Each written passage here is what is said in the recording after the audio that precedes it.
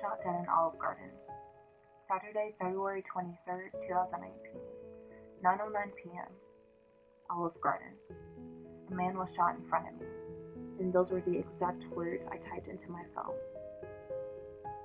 The sound of the gun echoed throughout the lobby.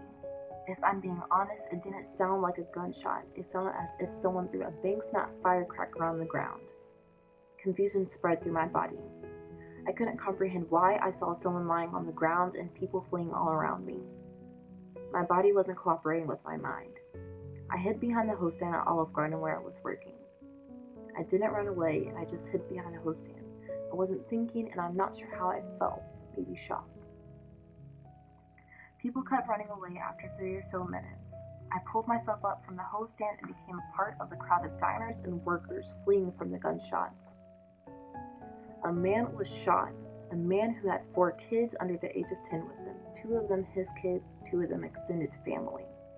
They were waiting for a table, waiting for me to seat them. Instead, someone shot a father, and we all watched this man down on the floor of Olive Garden's lobby. The shooter ran away. He was with a woman, and together they were waiting for a table. No one could find her, and they eventually found the man in the mall's parking lot. I pulled myself out from the hose stand and became part of the crowd of diners and workers fleeing from the gunshot.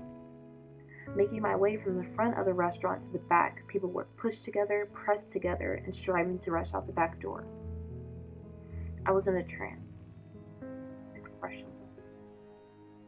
My feet carried me until I was out of harm's way outside. I saw a worried mother hysterically crying because she thought her child was still inside the restaurant with her friends. The mother didn't know if her daughter was dead, if her daughter's friends were dead. She didn't know if she abandoned them to flee for her own safety. She didn't know if it was a mass shooting or not. But outside in Olive Garden's parking lot, the mother grabbed my arm like a life jacket, and that's when I came back to my senses. She fell into my arms, and I explained to her that she has to remain calm and that her child and her friends were fine. But I didn't know if her daughter and her friends were fine. I didn't know if it was a mass shooting or not. I told her child and friends were fine, because I was just trying to calm her down. In the pouring rain, I ordered everyone to get as far away from the building as possible. I spoke with nurses who said that they could help the victim and asked people to call 911. But when we called 911, no one was picking up. I walked back inside to see the young man lying on the floor. The medics were trying to resuscitate his body. His body was jolted upwards as they shocked him. I was thinking of the mother outside and the sound of the gun, and it seemed like an endless merry-go-round. And I realized it wasn't a mass shooting, just one in a literal sense. But what else died that night? I am mad at myself for not feeling more at the time, because I wanted to cry, I wanted to scream, I wanted people to be aware that I wasn't okay. And it all happened so fast. I may have not cried in that moment, but I left with anxiety. My hands trembled ever so slightly when my mind returns to that night, but I still haven't cried. America. America hasn't quite made the effort to sacrifice her love for guns for the love of her people. Was what happened in 1999 at Columbine not enough? Was Sandy Hook not enough? Was Pulse nightclub not enough? Was Parkland not enough? Was Charleston not enough? Was the 59 casualties in Las Vegas not enough? Was Marshall County High School in Kentucky not enough? Was Kroger in Jeffersontown not enough? Was Olive Garden not enough?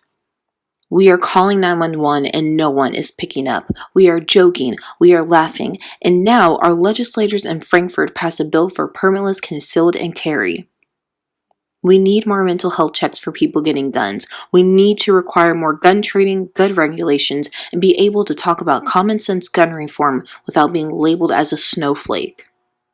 We are calling 911 and no one is picking up. We are marching for our lives. We are scared for our lives, but no one is picking up.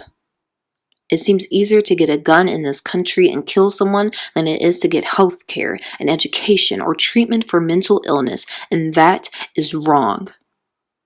We are calling 911. We are calling you. Please pick up.